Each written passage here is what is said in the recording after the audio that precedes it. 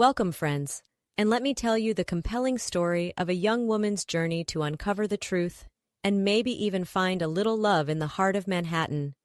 Enjoy the story. Allison Rodriguez bolted upright in bed, her heart racing. The sun streamed through the bedroom window of her Manhattan apartment, but she felt a deep sense of unease. Just then, her mother Olivia burst into the room, her face etched with grief. "Allison, honey." Olivia sat heavily on the bed, taking Allison's hands. "It's your father. He passed away last night. A heart attack." The room spun around Allison as the news sank in. Her father, George Rodriguez, larger-than-life restaurateur, was gone?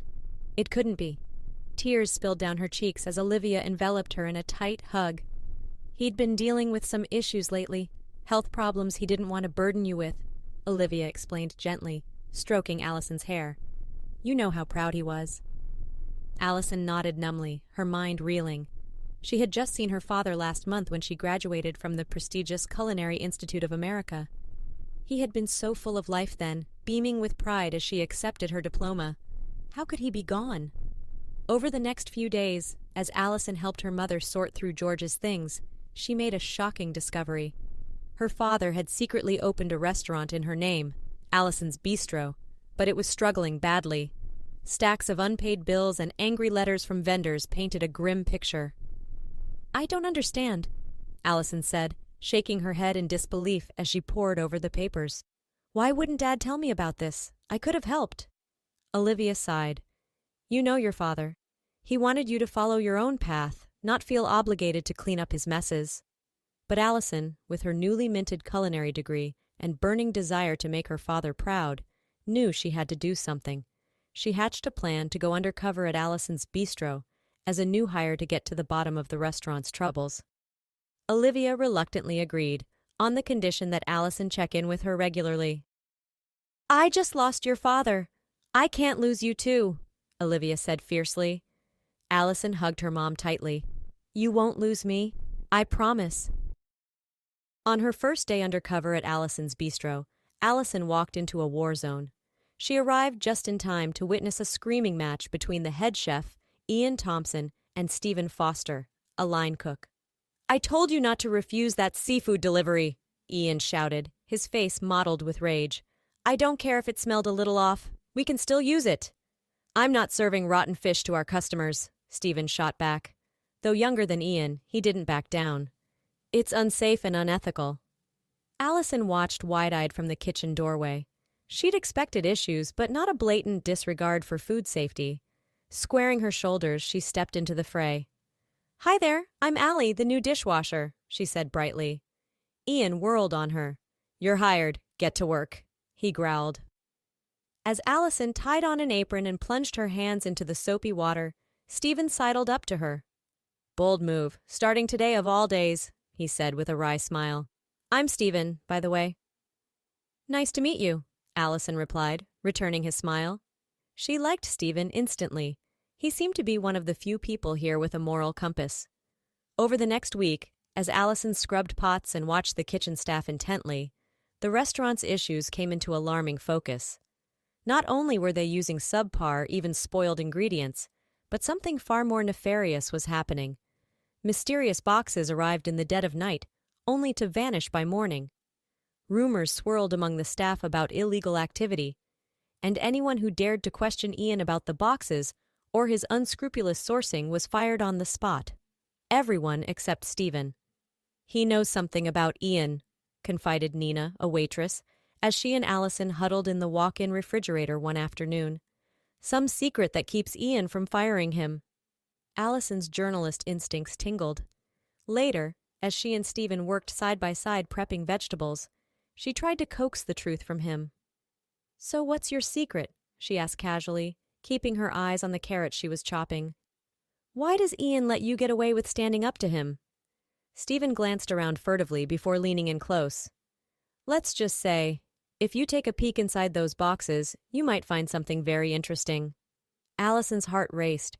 She knew she was getting close to the truth, but the thought of what she might find in those boxes terrified her. Allison waited until the restaurant closed for the night before putting her plan into action.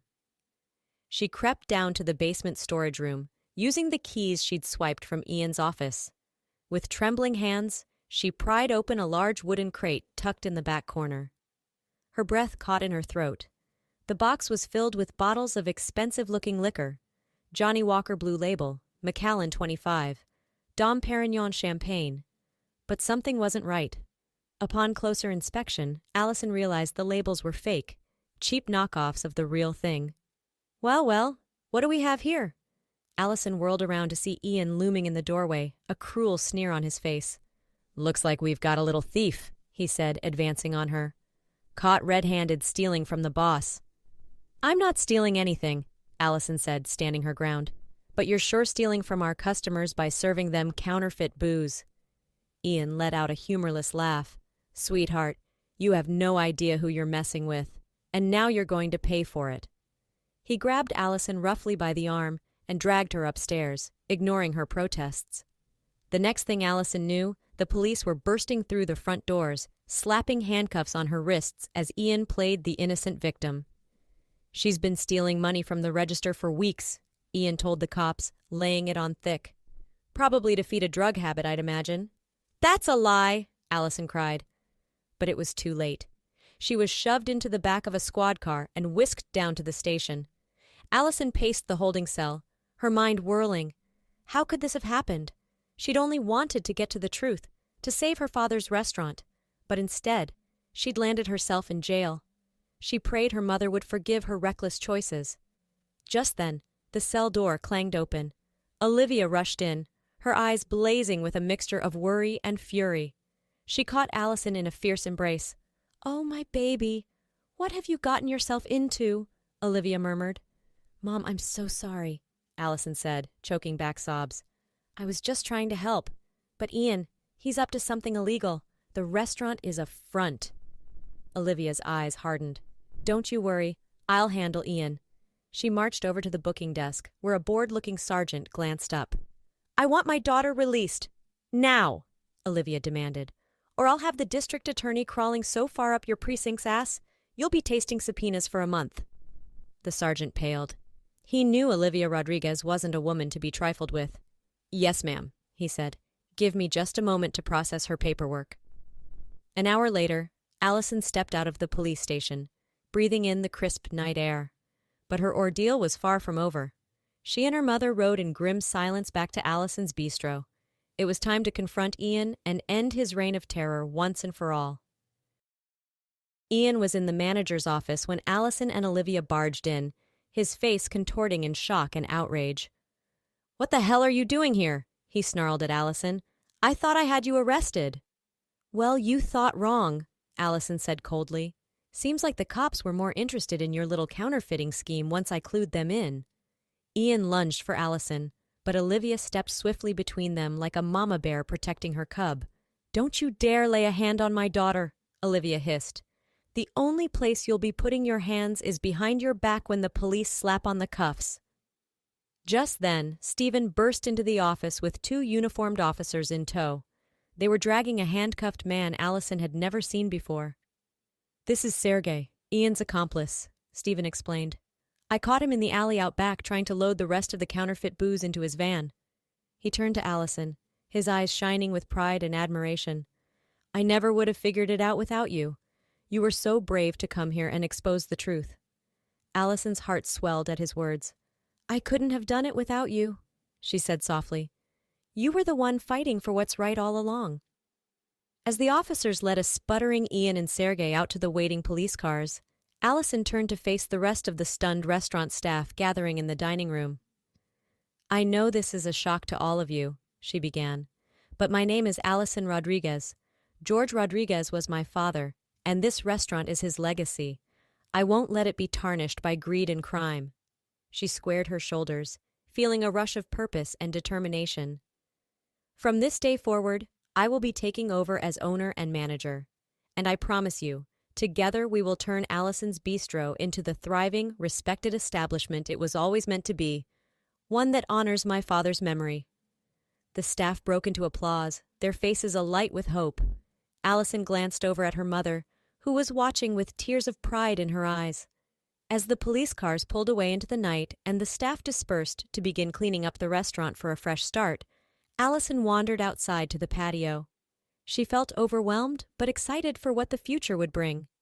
Just then, Stephen appeared and sat down next to her. "There's something I need to tell you," he said seriously. "I knew who you were from the second you walked in. The truth is, I met your dad years ago." Allison's eyebrows shot up in surprise. "You did? How?" Stephen smiled at the memory. "It was at Coney Island when I was just a kid. I was too scared to get off this ride I'd waited hours to go on. But your dad, he was there with you that day. He climbed up and helped me down, made sure I got back safe to my folks. We stayed in touch after that. He was always looking out for me." Tears pricked Allison's eyes. It sounded just like her father, always helping others, never asking for anything in return. "Working here was my way of repaying him," Stephen continued, "and maybe a way to get close to you." He took Allison's hand, his touch sending tingles up her spine. "What do you say? You think the new boss might have time to grab dinner with me sometime?" Allison laughed and squeezed his hand. "I think she just might. Though you may have to help test new menu items. For quality control purposes, of course." Stephen grinned. "I wouldn't have it any other way." As they sat together in the twinkling glow of the patio lights, Allison felt a profound sense of peace wash over her. She knew the road ahead would be challenging, but she also knew her father would be proud of her, proud of how she was fighting for truth, justice, and the family business. With her mother's love, Stephen's support, and her own fierce determination, Allison knew she could overcome anything. Her father's legacy would live on, as bright and bold as the city skyline glittering before her. A new chapter was beginning, one filled with promise, adventure, and maybe even a little romance. Allison couldn't wait to see what it would bring.